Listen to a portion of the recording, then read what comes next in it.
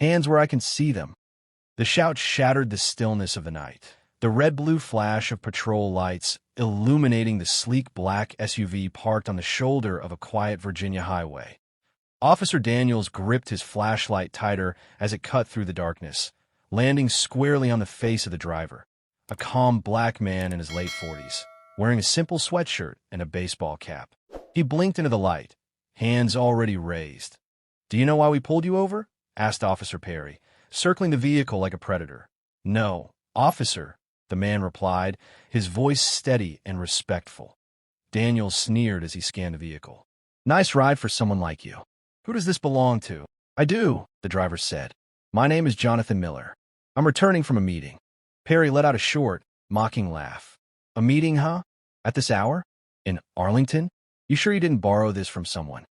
Jonathan calmly handed over his license and registration. Perry glanced at it, then tossed it to Daniels. "This doesn't prove a damn thing," he muttered. Out of the car, Jonathan stepped out slowly, palms up, his posture one of train control. But it didn't stop Daniels from shoving him against the hood and handcuffing him with excessive force. "You're making a mistake," Jonathan said coolly, not resisting. "We'll decide that, boy," Daniels growled. Perry smirked. "Guys like you think they're untouchable, but you're just another thug in a stolen car." Jonathan's silence was deliberate. Inside, a storm brewed, but on the surface, he remained unreadable. After a tense ride to the station, he was led inside and allowed one phone call that he dialed without hesitation. "This is General Jonathan Miller," he said calmly. "Connect me with the Secretary of Defense." The officers froze. Daniels laughed nervously. "Yeah, right. You think we're buying that crap?" But then came the voice on the other end, crisp, commanding, unmistakably high-ranking. "This is Deputy Secretary Miller." "Who am I speaking with?" Daniels backed away, pale.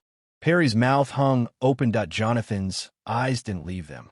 "Sir, I've been wrongfully detained by Officers Daniels and Perry. I'm requesting immediate intervention."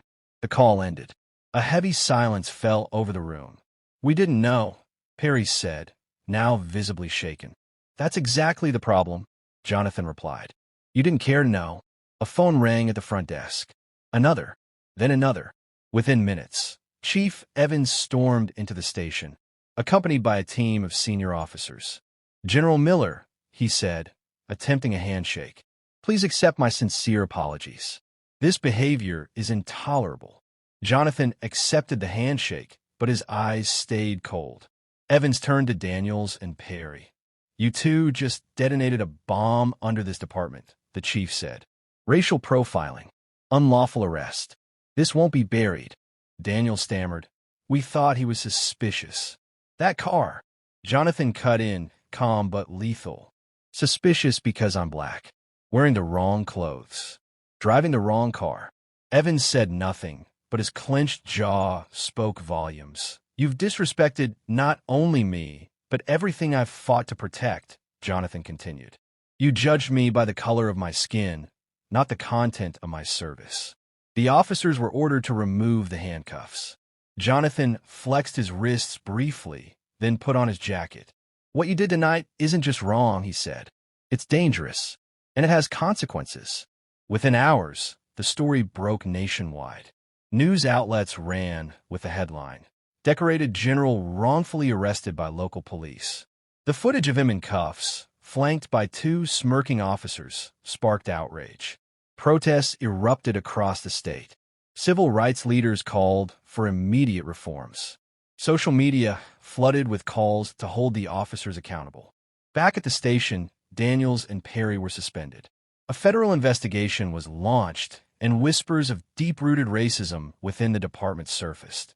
Days later, the Secretary of Defense called Jonathan directly. "We need you, General," he said. "We're forming a national commission on police conduct. Your voice must lead it." Jonathan agreed. But he wasn't done. One rainy afternoon, he returned to the precinct. A different atmosphere greeted him this time. Quieter, more respectful. Eyes followed him as he walked toward the chief's office, where a new figure now sat behind the desk. Chief Robinson, an African-American woman with a spotless record and fierce reputation for justice. She rose as he entered. "General Miller," she said, offering a firm handshake. "Welcome back. I didn't come to revisit the past," Jonathan said. "I came to make sure it doesn't repeat." She nodded. "Then let's get to work." But outside, not everyone was ready to move on in a dimly lit bar across town. Daniels leaned over his drink, eyes bloodshot. "He humiliated us," he hissed. "Destroyed everything." Perry sat beside him, bitter. "You think he's finished? He's just getting started." They clinked glasses with a quiet vow, not of remorse, but of resentment. And somewhere, far beyond that room, powerful forces stirred in response to the storm General Miller had unleashed, some seeking justice, others revenge. "General Miller," she said with respect and admiration, "I personally promise you that the changes in this station will be real and permanent." Jonathan looked at her seriously. "I trust that, Chief, because the world is watching now, and there is nowhere left to hide prejudice." As he left the precinct, he saw Daniels and Perry in the distance, now in civilian clothes, slowly exiting after their federal interrogation. Their arrogant demeanor had completely vanished, replaced by shame and public humiliation. At that instant, their eyes met Jonathan's.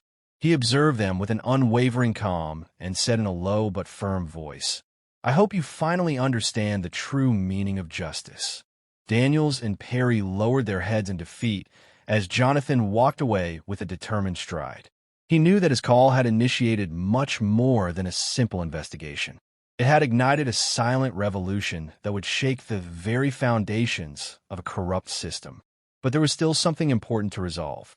Although the investigations and changes were progressing rapidly, Jonathan felt deeply that something remained unfinished, something crucial. That night, sitting in his study, he gazed at a photograph of his teenage son, Marcus. His face reflected a mixture of pride and concern. Marcus had been present when the call came from the precinct. He had witnessed firsthand the unjust humiliation suffered by his father, a man he considered invincible. Jonathan heard a soft knock on the door and turned to see Marcus enter, his eyes tired but full of questions. "Are you okay, Dad?" Marcus asked in a soft voice, approaching slowly. Jonathan looked at him tenderly, gesturing for him to sit beside him. "I'm okay, son, but I need to know how you are. I never wanted you to see anything like that." Marcus shook his head slowly. "I've seen things like that my whole life, Dad. What's different is that it happened to you now, and for the first time, I feel real fear. If this can happen to you, a respected general, what future awaits people like me?" The question struck Jonathan deeply. He felt the weight of responsibility like never before. This wasn't just his problem. It was the future of his son, of an entire generation. "You're right, Marcus," Jonathan said softly. "This isn't just about punishing two racist cops. It's about ensuring a world where you never have to fear for your life because of the color of your skin." Marcus took a deep breath, looking at his father with determination. "And what are we going to do now? How do we ensure this never happens again?" Jonathan smiled gently, noticing the firmness and courage in his son's eyes. "We're going to face this together, son," he replied firmly. "The Pentagon and the Department of Justice have asked me to lead a national reform against racial discrimination in public and military institutions. But I want you to be involved too." Marcus looked up, surprised. "Me? How?" Jonathan nodded, placing his hands on his son's shoulders. "Your voice is the voice of your generation. We need your perspective. People need to see and understand that this fight isn't limited to just one incident. It's a battle for human dignity, and your generation will be the one to lead this change." Marcus took a deep breath, now understanding the magnitude of the moment. "I'll do whatever it takes, Dad." The next day, Jonathan met again with the Secretary of Defense and leaders of communities affected by discrimination.